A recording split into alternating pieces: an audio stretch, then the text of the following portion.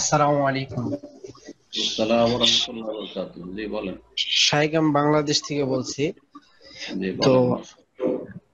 আমার প্রশ্নটা হলো, বাংলাদেশ জমিয়তে আহলে হাদিসের সাথে এই সংগঠনের সাথে সম্পৃক্ত হয়ে দাওয়া কাজ করতে পারবো কিনা? দেখেন, যে কোনো সংগঠন, সে জমিয়ত আহলে হাদিস হোক, আন্দোলন আহলে হাদিস হোক, আর কোনো যদি সালাফি সংগঠন হয়, তাহলে অবশ্যই কাজ করতে পারেন, কোনো অসুবিধা নেই। কিন্তু কোন সংগঠনের সাথে সম্পৃক্ত হওয়া ফরজ মনে করবেন না।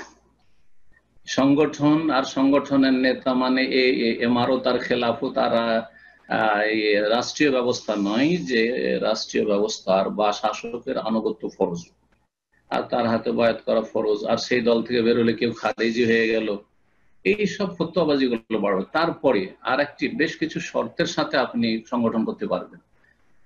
আর একটা হচ্ছে যে সংগঠন করতে গিয়ে যদি কেউ ভিন্ন সংগঠন করে অথবা কেউ যদি নিরপেক্ষ থাকে, যে সংগঠন করে আপনারা আপোষে আপনার কলহ করছেন, তো আমি নিরপেক্ষ, সবার সাথে আমি সম্পর্ক রাখবো, তো এইভাবে চলতেও দিবেন না। তাহলে তাকেও একঘরে করবেন, তাকেও ঘৃণা করবেন, তাকেও কোণঠাসা করার চেষ্টা করবেন বা তার সাথে বিদ্বেষ রাখবেন, এগুলি হারাম। এগুলি হারাম। কারণ এই সংগঠন করা খুব বেশি হইলে, যে আপনাদের যুক্তিতে যারা সংগঠন করছেন যে যৌথভাবে কাজ করব, কাজ বেশি হবে, ভালো কথা, করুন।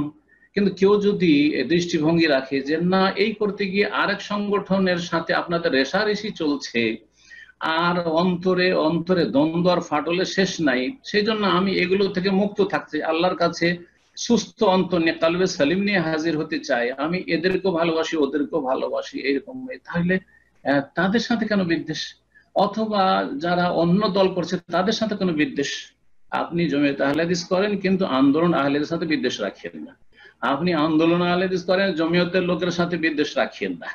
আপনি নিরপেক্ষ থাকেন কিন্তু উঠে পড়ে কারো বিরুদ্ধে লাগিয়েন না, এবং কারো সম্পর্কে বিদ্বেষও রাখেন না। অন্তরটাকে সাফ রাখবেন, না হলে জান্নাতে যাওয়া মুশকিল হয়ে যাবে। সে আপনি দল করা পছন্দ করলে করেন, আর যদি দল করা পছন্দ না করেন, যে আমি এটাতে নিরাপদ মনে করছি যে আমি নিরপেক্ষ থাকবো, সেটাও করেন, কোনো অসুবিধা নাই ইনশাআল্লাহ। আশা করি বুঝতে পেরেছেন।